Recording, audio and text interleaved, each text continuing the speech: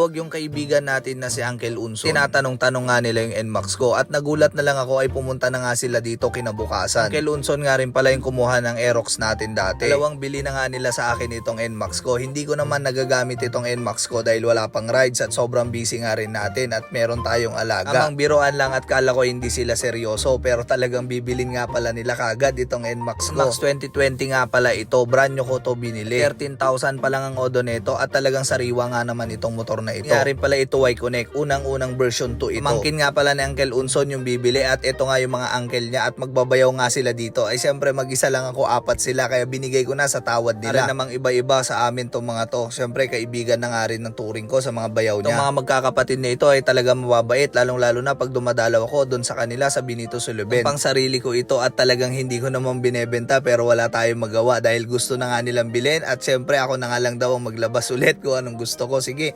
pinayagan ko na at ako na nga lang ang maglalabas ulit. Paplano-plano at tumitingin-tingin pa nga lang ako ng ibang motor na gusto kong ipalit sa NMAX ko pero nauna naman nilang binili. Kaya ito magkakabayaran na at ibibigay ko na yung original na ORCR. Kompleto naman na to pati plaka. Siyempre laging registered naman lahat ng mga gamit nating motor at sasakyan kaya hindi naman sila mapapahiya dito sa motor ko. Nakakalungkot, sobrang mahal na mahal ko rin yung NMAX ko. Winashingan ko nga kahapon yun at wala naman akong kaalam-alam na mabebenta yun. Para lang talaga silang bumili ng bangos sa palengke na binayaran nila kaagad at natipuan nila. Nawashing ko na pala kahapon yun, pinagmamasdan ko pa sana kung ano mga magandang i-upgrade sa motor ko at gusto ko rin sanang i-project NMAX yun. Ito nga tuwang-tuwa na si Glenn dahil makukuha niya na yung scooter niya kasi nga dati nga naka-sniper siya at nahirapan na siya mag long drive. Napagtripan nga nila pumupunta sila ng Bulinaw kaya talagang dapat nga daw scooter ang gamit niya kaya tuwang-tuwa na naman siya. Ito nga't nagkakabayaran na kami at sobrang sakit nga habang binibilang ko yung pera ay wala na akong NMAX. Hanggang ganon sabi nga nila kung talagang may aalis ay may babalik na namang mas bago kaya eto binibigay ko na lahat ng requirements, lahat ng hinahanap nila ay naibigay ko na at lahat ng gamit ng NMAX ko ay naibigay ko na rin sa kanila. Kalungkot negro NMAX ko. Talagang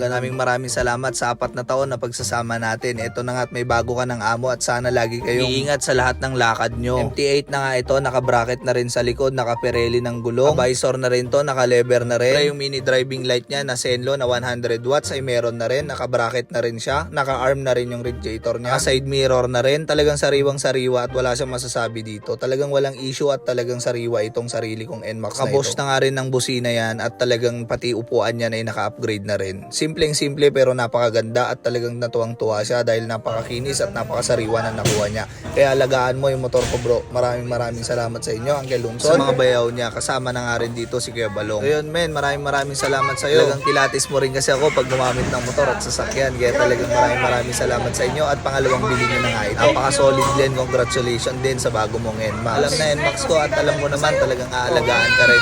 Yun, ingat kayo. Maraming salamat sa inyo at sa tiwala nyo. Alam na NMAX ko sold version 2 NMAX. So yun, hanggang dito na lang ating video. Maraming salamat sa lahat ng manonood. Ingat.